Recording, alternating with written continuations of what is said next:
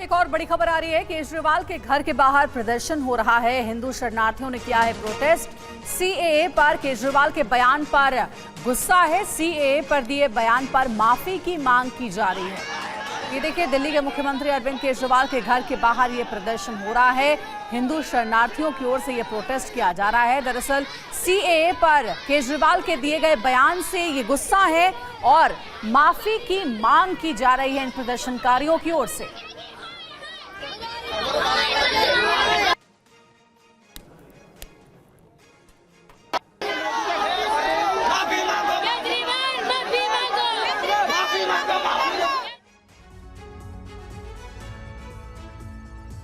और अरविंद केजरीवाल ने सीए को लेकर केंद्र सरकार पर फिर हमला बोला और कहा कि सरकार की नीतियों की वजह से जो उद्योगपति देश छोड़कर चले गए हैं, पहले उन्हें बुलाया जाए। और हम दूसरे देशों से क्यों नहीं सीखते? कनाडा का हाल देख लीजिए, क्या हो गया। विकसित देश होता था, उसने अपने दरवाजे खोले, पूरी दुनिया भर से लोग आ गए और अब वो माइग्रेशन बंद कर रहे हैं।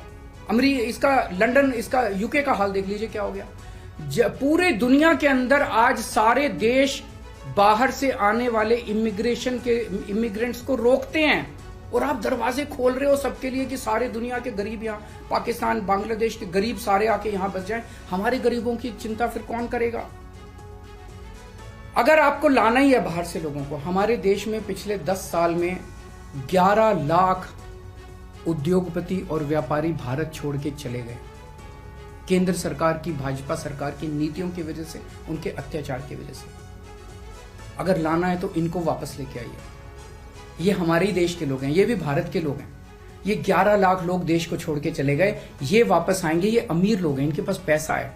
ये आएंगे, फैक्ट्री लगाएंगे, दुकानें खोलेंगे, व्यापार करेंगे, लाखों बच्चों को रोजगार देंगे। इनको लेके आइए ना, पूरा देश आपका साथ देगा। पर पाकिस्तानियों को और बांग्लादेशियों को हमारे देश के अंदर लाके अगर आप बसाएंगे, ये देश को मंजूर नहीं है।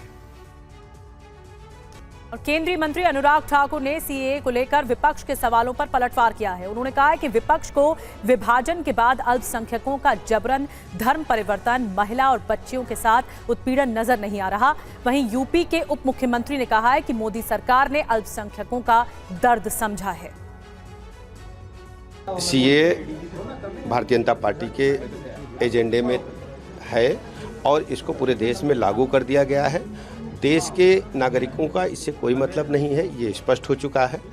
देश में जो हमारे अफगानिस्तान, पाकिस्तान और बांग्लादेश से जो शरणार्थी आए थे, उनके लिए ये है और देश की जनता इसका सबको मिलजुल करके, जो हमारे शरणार्थी भाई हैं, जो उन 3 देशों में अल्पसंख्यक के रूप में प्रताड़ित हो रहे थे, उनको अपने परिवार का सदस्य मानते हुए सबको स्वागत करना चाहिए। एक गुमराह करने का काम कर रहे हैं, भ्रम पैदा कर रहे हैं। मैं पूछता हूं ऐसे नेताओं से, विपक्ष के, कि उन लोगों का क्या कसूर है जो पिछले 20-25 सालों से, कोई 30 साल से, कोई 50 साल से इस देश में रह रहा है। उनकी दूसरी पीढ़ी आ गई, उनको अधिकार नहीं मिलते। ऐसे दलित परिवार जिनका उत्पीड़न वहाँ पर हुआ, ऐसे पिछड़े परिवार जिनका उत्पीड़न वहाँ पर हुआ, ऐसे सिख समाज और बाकी समाजों के लोग, हिंदू, जिनका उत्पीड़न वहाँ पर हुआ, क्या उनको नागरिकता भारत में नहीं मिलनी चाहिए? कहाँ जाएंगे वो? उनको न्याय देने का काम मोदी सरकार ने किया है।